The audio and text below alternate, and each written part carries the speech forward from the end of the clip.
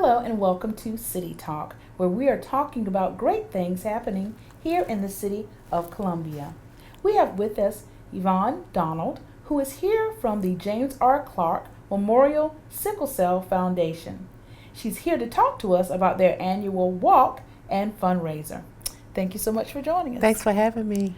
Well, listen, this is an annual event, well known in the community, and it's for such a very worthy cause. Yes, it is. Tell us this year's walk, we'll start off right at the top with date, time, location. Well, it's going to be on September 12th. It will be held at St. Luke's Episcopal Church in the William F. O'Neill Gymnasium.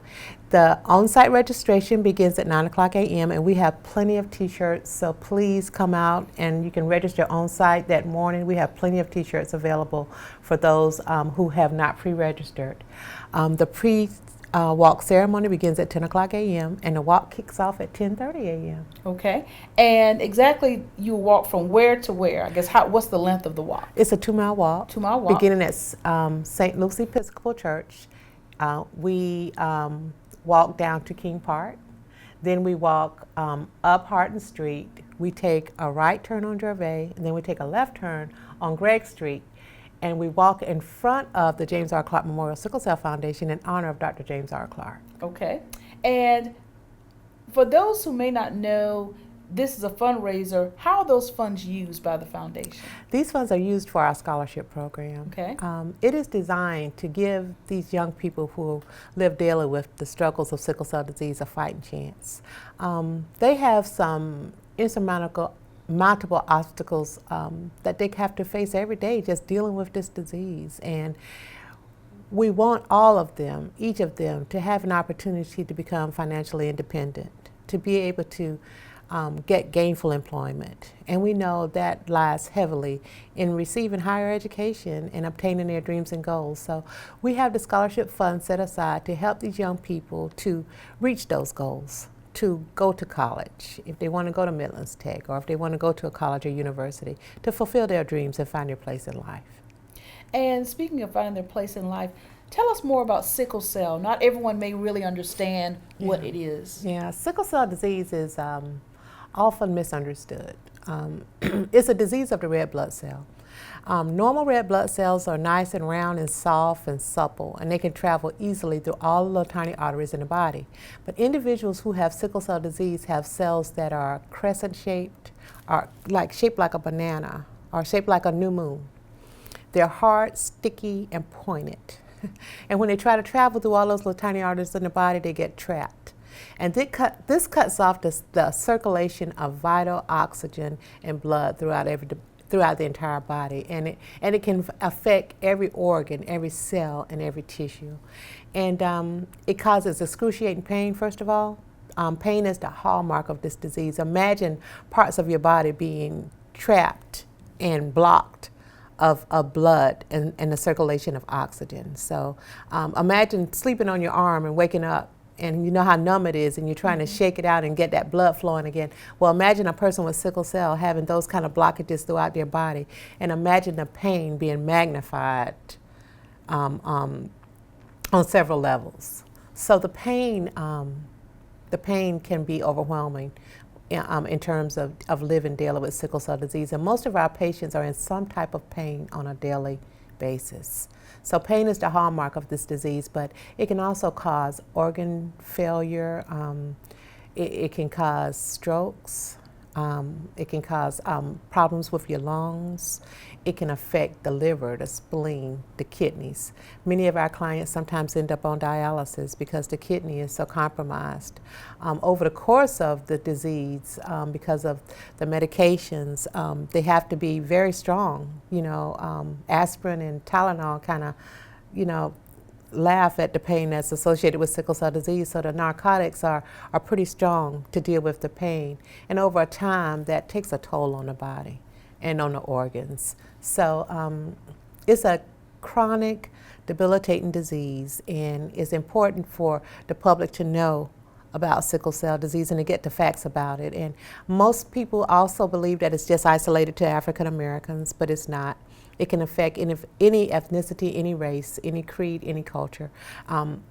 I do genetic counseling and testing throughout 15 counties, and I have counseled people from every race, every creed, and every culture under the sun. So it's not just isolated to the African American community. So really, it sounds as though these students, not only are they facing daily health challenges, but then they may also face some financial challenges when it comes to education. So really, it is truly such a worthwhile fundraiser to help them with their education. It is. It's a very worthwhile fundraiser. Last year, we sent 4 young people. We helped 4 young people attend college, 2 males and 2 females, one at Buffalo University, one at Coastal Carolina, who was on the dean's list the entire year, one young lady at the Savannah School of Art and Design, and then one young lady at Winthrop University. And 2 of those young people were former poster children for the James R. Clark Foundation, and all of them actually grew up from their childhood up in our foundation and participating in our annual events and the programs that we offer. So we're very proud of them. And last year we gave scholarships to 4 young people as well. So we're really trying to give these young people the support that they need. And this year it appears that we will have 3 scholarship winners. Okay. And it sounds like it's a wonderful progression.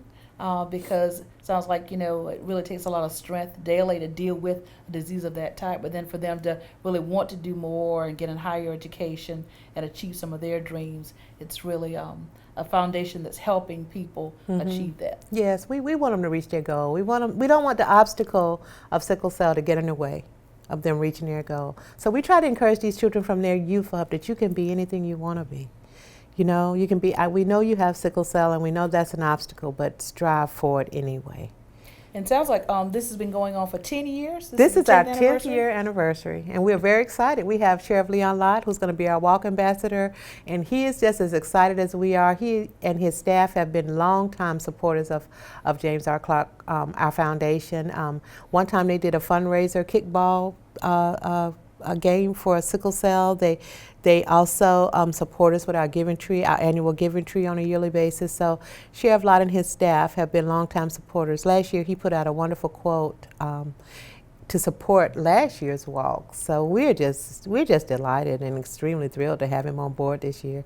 And he's coming out, he and his staff in full force. He's bringing some surprises along with him. So we're looking forward to a wonderful morning, a wonderful day. This is going to be a great event, and we want to encourage the public to please come out and join us. Well, it is every year. I know that when you came into a recent council meeting, you mentioned that our Mayor, Steve Benjamin, has been the ambassador one year, and also I believe Councilwoman Tamika Isaac Devine. Oh, yes. So it sounds as if you've gotten a lot of support through the years from local leaders, we have law enforcement, elected officials, etc. We have. Judy Gaston was our 2008 Celebrity Ambassador. In 2009, we had Councilwoman Tamika Isaac Devine. In 2009, we had Wendy Brawley from Amara Magazine. 2010, we had Wendy Brawley from Amara Magazine. 2011, we had Vince Ford from Palmetto Health. 2012, we had Representative Leon Howard. And in 2013, we had Mayor Steve Benjamin. And in 2014, we had Michelle Harris, longtime radio host. So this year, we have Sheriff Leon Lott. So we have a long line of community support. And really, to tell you the truth, it's the community support that makes this foundation work. Without the strong arm of community support, we wouldn't be able to exist. So we appreciate all of the support that we have received through the years and the ongoing support that we receive, because we are a small foundation, and community support means a wonderful and a lot to our existence. So we're just thankful and very appreciative of all of the support that we receive. And speaking of community support, for those listening who want to support you this year and support the walk and perhaps make a donation, and I take it even if you can't participate in the walk, I guess you can still donate. Yes, you can donate. You can send your donations to 1420 Gregg Street, Columbia, South Carolina, 29201. And we accept donations, and we have our registrations online at www.jamesrclarksicklecell.org. You can download a registration, and there is a form on there for you to register if you want to walk, and there's also a form on there if you want to donate and if you do not want to walk. So we have you covered both ways. So please come out and join us. We're looking for a wonderful event. Okay. Thank you so much for joining us. And again, thank you and everyone at the foundation for all Thank that you. you do in our community. And thank you all, and thank the City of Columbia, because you have really been very supportive.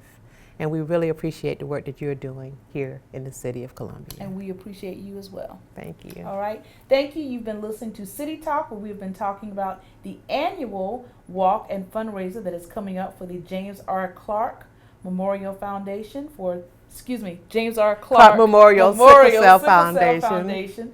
Get all that correct. And again, this is an annual event that's coming up soon on September 12th. And you can register today online. And of course, if you have need for more information, you can visit their website. And I guess is there a telephone number you can share? Yes, you can. 803-765-9916. You can call and get registrations. You can stop by. We have registrations in the front of the office at the reception desk. So we're ready for you either way. Either online, you can give us a call. So you can visit our Facebook page too and get some information. On our Facebook page, we have a wonderful video and some other information about the walk. So please come out and join us. All right. A great way to get involved in your community. Thank you for joining us for City Talk.